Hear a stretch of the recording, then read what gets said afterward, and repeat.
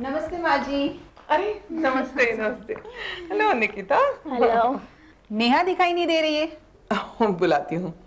नेहा, देखो तो निकिता आई है। आप बैठिए ना। हाय निकिता। हाय। ये ले बेटा, नेहा को दे दिया। परसों मेरा बर्थडे है, तू जरूर आना। I will wait for you. Okay, मैं जरूर आऊंगी। माँ जी, नेहा के साथ आप भी आ जाते तो हमें बहुत खुशी होती। मुझे पता नहीं मैं आ सकूंगी या नहीं, लेकिन नेहा को जरूर भेजूंगी। आप बैठिए ना, चाय वाय पी लीजिए। अरे बाजी नहीं, हम चलते हैं क्योंकि हमें और बहुत सारे कार्ड बांटने हैं। अच्छा ठीक है। नमस्ते माँ जी। नमस्ते। नमस्ते माँ। बाय बाय नहीं, बाय।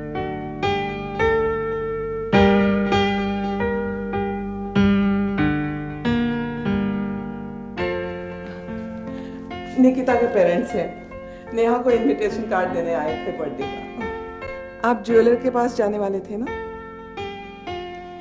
वहीं से तो मैं आ रहा हूँ। सब कुछ ऑर्डर दे दिया है, 1-2 दिन में सब कुछ तैयार भी हो जाएगा। बाकी की तैयारियां भी करीब करीब हो चुकी हैं। कुछ इनविटेशन कार्ड्स बांटना बाकी है बस। तुम राकेश नाथ के पास गई थी? हाँ। क्या कहा उन्होंने?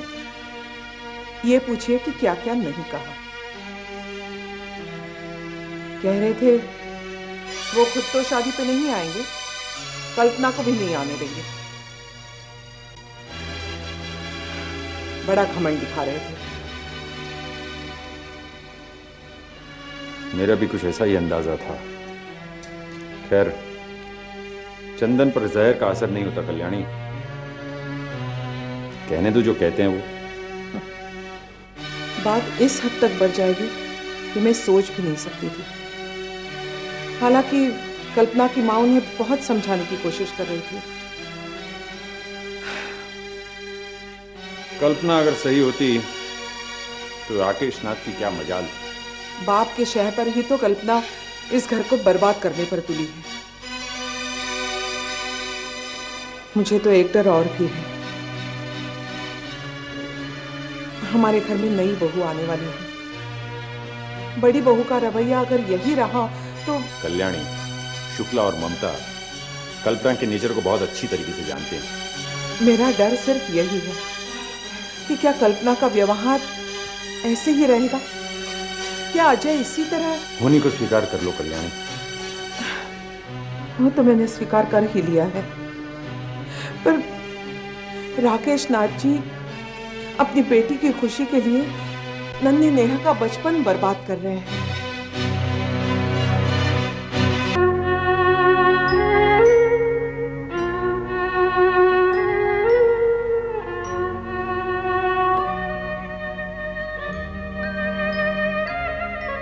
पापा, आपको याद है ना नेक्स्ट वीक मेरा बर्थडे है?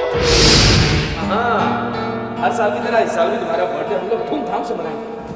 वो कैसे पापा? इस घर को सजाएंगे, तुम्हारे नाम से केक बनाएंगे और सुबह पूजा होगी, शाम को पार्टी। और हम सुधा दीदी और शकील चाचा को भी बुलाएंगे ना? हाँ क्यों नहीं। वैसे माँ तो सोच रही थी इस साल तुम्हारा बर्थडे हम लोग सदन में मनाएंगे। अरे नहीं नहीं, इस टाइम मैंने नेहा का बर्थडे बड़े लैविशली करने का सोचा है। सोचा क्या है, लगभग सारी तैयारी हो गई। तैयारी मतलब कैसी तैयारी? देखो ना, नेहा के फ्रेंड्स, फिर घर के लोग एंड पापा के बिजनेस पार्टनर्स, तो तकरीबन 250 to 300 लोग तो होंगे। तुम्हें लगता है कि इस घर में इतने लोग आ पाएंगे? इस घर में 50 लोग भी नहीं आ सकते। इसीलिए मैंने ना 5-star होटल से कोटेशंस मंगवाई है। मम्मी, क्या ये टाइम मेरा बर्थडे होटल में सेलिब्रेट करेंगे? ऑफ कोर्स बेटा, आखिर लोगों को भी तो पता चले राकेश नाथ इनामदार की नाती का बर्थडे है। नेहा बलराज चौधरी की बेटी। हाँ ये मैंने कब बना दिया? कल्पना, ये जो तुमने नेहा के बर्थडे के नाम पर इतने बड़े हंगामे की तैयारी कर ली है, तुम जानती हो इसका खर्चा कितना है? Around 4 to 5 lakhs. तुम समझती हो कि इतना खर्चा करने की मेरी हैसियत है? तुम्हारी ना सही, मेरे पापा की तो है।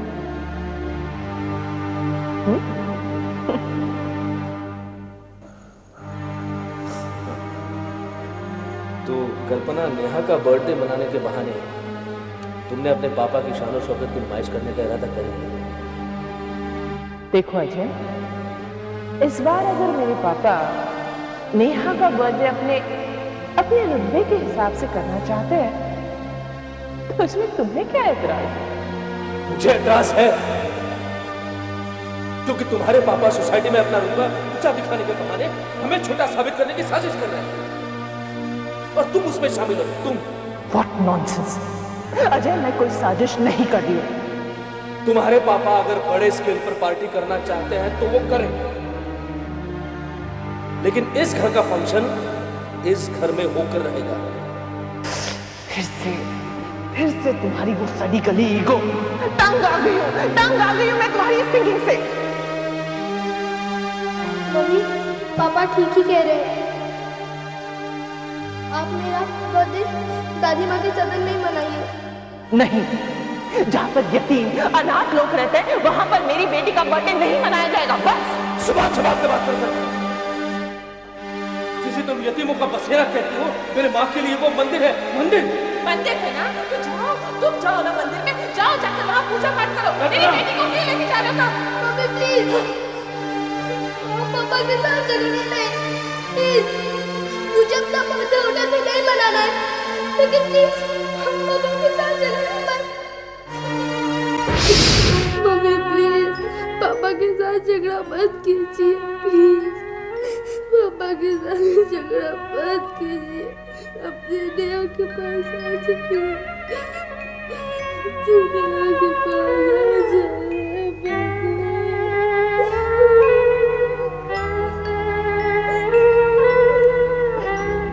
नेहा, बेटा, नेहा, क्या हुआ नेहा? नेहा, क्या हुआ बेटे? रो क्यों रही हो? हाँ? तबीयत तो ठीक है ना तुम्हारी? बुखार तो नहीं है? बुरा सपना देखा क्या? बेटा क्यों रो रही हो तुम? क्या हुआ? किसने कुछ कहा? रो क्यों रही हो बेटी? क्या हुआ बताओ तो सही।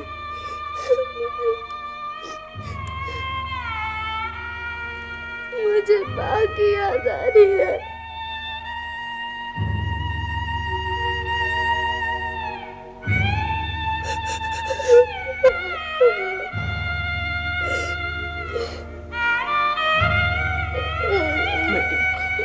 रोते नहीं बेटी, रोते नहीं। देखो, हम तुम्हें माँ के पास ले जाते हैं। नहीं, मुझे वहाँ नहीं जाना है। मुझे आप लोग के साथ रहना है। मुझे वहाँ नहीं जाना है। ठीक है बेटा, ठीक है, रो मत, चुप हो जाओ। तुम्हारी माँ को हम यहाँ बुला लेंगे, ठीक है? रो मत बेटा, सो जाओ, सो जाओ। शाबाश, ये अच्छी बेटी, सो जाओ।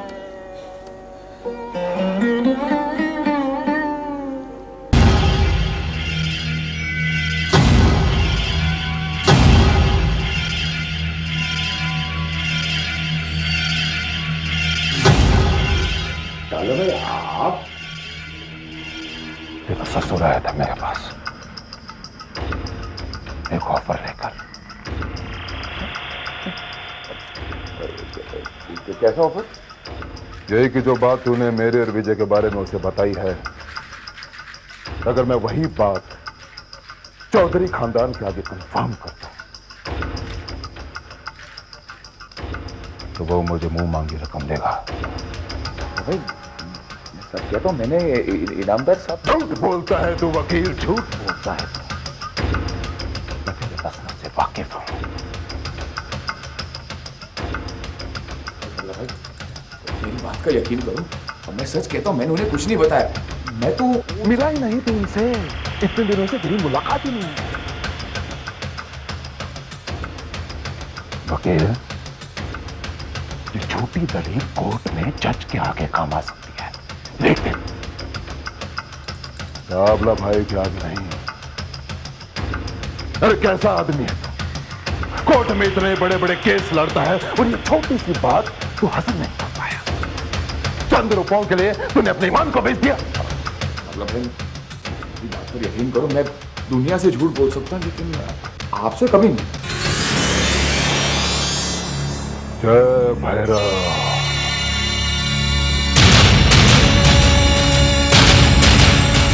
वकील, जो पेशे और ईमान से झूठा होता है ना, वो किसी के आगे भी झूठ बोल सकता है। गेम खेल रहा है ना अपने ससुर के साथ मिलकर, मैं उसे सक्सेसफुल नहीं होने दूंगा। भाई, ये बात का यकीन करो। अरे मैं अपने धंधे की कसम खाता हूं। क्यों छोटी कसम खाते हो अपने धंधे की वकील? क्यों? चलो मान लेते हैं कि मुझे गलतफहमी हुई, लेकिन जिस दिन इस गलतफहमी पर सच की मोहर लग गई ना, काट कर फेंक दूंगा तुझे।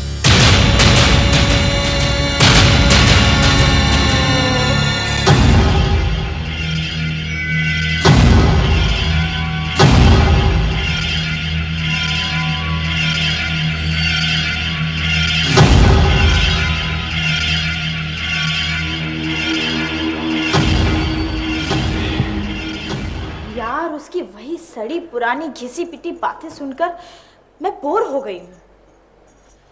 चले जाओ यहां से, मुझे नहीं जीना, मुझे इस जिंदगी से सख्त नफरत है। चले जाओ। सच, इस अमित नाम के कैरेक्टर का कैरेक्टर मेरी अभी तक समझ में नहीं आया। श्वेता, दुनिया में जो आदमी समझ में ना आए उसे समझना तो बहुत आसान होता है, बस थोड़ी सी कोशिश करनी पड़ती है। अच्छा, तो ये कोशिश तू क्यों नहीं कर लेती? वैसे भी तूने सदन ज्वाइन कर लिया है, यहाँ के आदर्श उसूल। एक्सक्यूज मी, यहाँ के आदर्श उसूलों की बात आप तो करिए मत। जब टाइम मिला आ गई, थोड़ा सा एंजॉय किया और बस। क्या क्या कहा तुमने? मैं यहाँ एंजॉय करने आती हूँ और ये कोई पिकनिक स्पॉट है क्या? नहीं, ये कल्याणी सदन है, जहाँ पर अमित नाम के एक ऐसे आदमी को लाया गया है जो आत्महत्या करने जा रहा था और जो कभी नॉर्मल हो जाता है और कभी किसी बात पर एबनॉर्मल होकर वायलेंट हो जाता है। इसीलिए तो कह रही हूँ श्वेता, तुम उस पर जरा ध्यान दो, वो सिर्फ तुम्हारे ही काबू में आता है। जब तुम उसके सामने आती हो तो। ये तुम क्या कह रही हो भाभी? क्या तुमने मुझे भाभी कहा? होने वाली ही सही, पर हो तो मेरी भाभी ही ना। नहीं श्वेता, हमारे बीच दोस्ती का रिश्ता है और जिंदगी भर यही रहेगा। सच? बिल्कुल सच।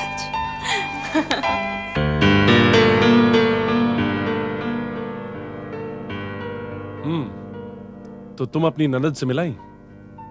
जी नहीं, मैं सीधे सदन से आ रही हूँ। हाँ, वहाँ जबरदस्ती तुम्हारी बहन नजर आ गई तो मिलकर आ गई। बड़े एहसान किया आपने जो मेरी बहन को इतनी लिफ्ट दी, वरना आपके पास तो। तुम भाई बहन को हो क्या क्या है? जैसे जैसे शादी के दिन करीब आ रहे वैसे वैसे। बार बार रिमाइंड करने की क्या जरूरत है मुझे? हंसने के लिए कुछ ही दिन रह गए मेरे। Sanjay, what do you mean? चलो खैर। संजय, हम दोनों सच में एक होने वाले हैं। अरे तुम्हें अभी भी डाउट है? शादी के कार्ड बन गए, बटने शुरू हो गए, घर में जोरों शोरों से तैयारी चल रही है, तुम ऐसी बातें कर रही हो? वो सब तो ठीक है, लेकिन मुझे जैसे ही तुम्हारी कल्पना भाभी का ख्याल आता है। हाँ, वो बात तुम बिल्कुल ठीक कह रही हो। उनका कुछ नहीं कह सकते, कब किस सूरत में कहां कौन सी नई प्रॉब्लम क्रिएट कर दें पता नहीं। वो बाप बेटी कौन सी नई प्रॉब्लम क्रिएट करें। मुझे तो पक्का यकीन है वो ये शुभ काम ऐसे ही नहीं होने देंगी, कोई ना कोई मुसीबत जरूर खड़ी करेंगी। उसका अंदेशा मुझे भी है। इनफैक्ट माँ और पापा तो दिल ही दिल में डरे भी हुए हैं।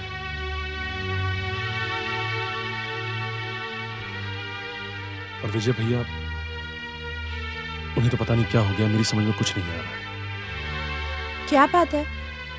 विजय भैया की हालत का जिक्र तुम उस दिन भी कर रहे थे, सब ठीक तो है ना उनके साथ? नहीं ममता, सब कुछ ठीक नहीं है। कोई बहुत बड़ी प्रॉब्लम है। पिछली बार भी मैंने तुम्हें बताने की कोशिश की थी, लेकिन I'm sorry। उस दिन तो मैंने तुम्हारी बात मजाक में उड़ा दी थी। तुम विजय भैया से उनकी परेशानी का रीजन क्यों नहीं पूछते? ममता, मैंने उनसे लाख पूछने की कोशिश की, लेकिन वो कुछ बताते ही नहीं है। पता नहीं क्या बात है।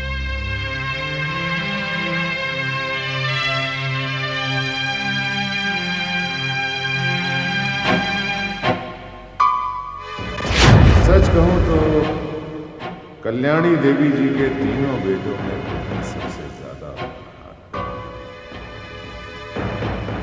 क्या फर्ज निभाया है तुमने अपनी मां के साथ साथ उनके कल्याणी सदन की भी लाज रखी। I am really proud.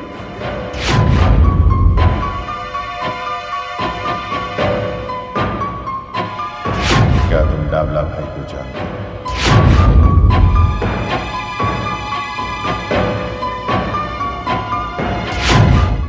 Rakesh नाथ से मेरी 1-2 बार मुलाकात हुई किसी और किस्म से,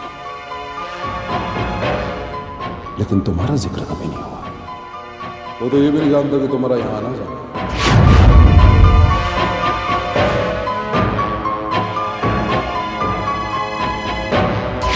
भाई विजय, मैं वकील हूं और वकील लोग अपने क्लाइंट की बातें किसी दूसरे को नहीं बताते, खासतौर से मेरे जैसा वकील जो अपने क्लाइंट की बात किसी को नहीं बताता। अगर मुझे पता चला कि आपने इनामदार को इस बारे में कुछ भी बताया तो मैं इस बात को भूल जाऊंगा कि आप मेरे बड़े भाई के सामने भाई हैं।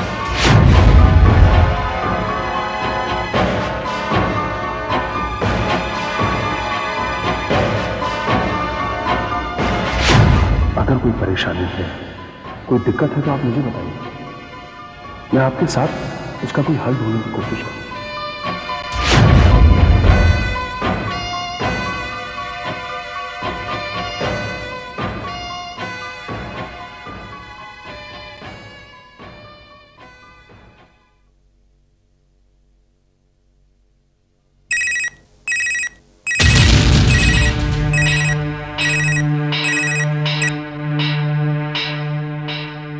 जल्द से जल्द यहां आ जाओ। जय भैरव। जय, ये क्या हो गया है तुम्हें? चुप क्यों हो? मैं तुमसे कितनी बार कह चुका हूं कि वो राकेश नाथ आया था मेरे पास। वो तुम्हारा दोस्त है ना, वकील आदित्य। उसने उसे सब कुछ बता दिया। क्या कहा तुमने? फिर से कहो। कहना क्या है विजय? तुम्हारे और मेरे बीच जो खुफिया डीलिंग हुई थी वो बात लीक हो चुकी है। तो इसका मतलब आदित्य शानबाग ने इस राज पर से पर्दाफाश किया है। मैं उसे नहीं छोड़ूंगा। तुम उसका कुछ नहीं कर सकते विजय, कुछ नहीं। उसको तो मैं ऐसा सबक सिखाऊंगा कि वो जिंदगी भर याद रखेगा। क्या मिलेगा तुम्हें सब करके? जरा ठंडे दिमाग से सोचो, समझो और फिर करो। तुम कितना भी कुछ कर लो, तुम खुद को ही मुजरिमों के कटघरे में पाओगे। और तुम अकेले नहीं होगे, तुम्हारा सारा खानदान होगा। तुम्हारी वो मां होगी जिसके मान सम्मान इज्जत के लिए तुमने ये सब किया, समझे?